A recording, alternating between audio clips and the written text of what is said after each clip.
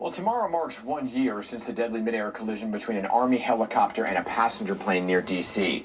The National Transportation Safety Board now sharing results of its investigation. Washington correspondent Maddie Beirtempfel has more on those findings.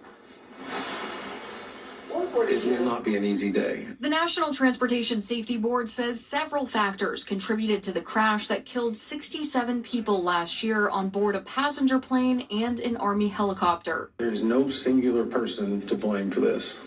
These were systemic issues. NTSB Chairwoman Jennifer Maddie says those issues include the design of the airspace near Washington's Reagan National Airport and failures of organizations to act on available data. We are here today to discuss those failures. The public hearing showed an animation of what pilots in both aircraft may have seen that night. It showed how hard it would have been for them to spot each other with the lights of the city and helicopter crews' night vision goggles.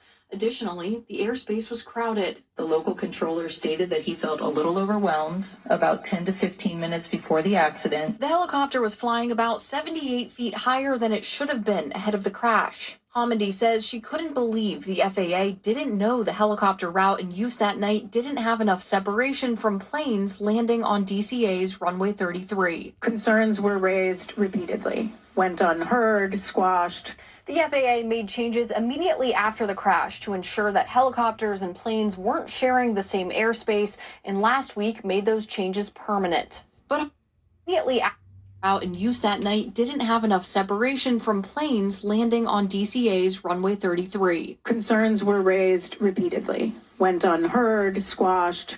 The FAA made changes immediately after the crash to ensure that helicopters and planes weren't sharing the same airspace, and last week made those changes permanent. But Maddie says there's still a long way to go. The NTSB will vote on further recommendations to prevent future tragedies. We must do everything in our power, even ruffle feathers, to get our recommendations implemented, or this will happen again. In Washington, I'm Maddie Beirtempfel. All right, it is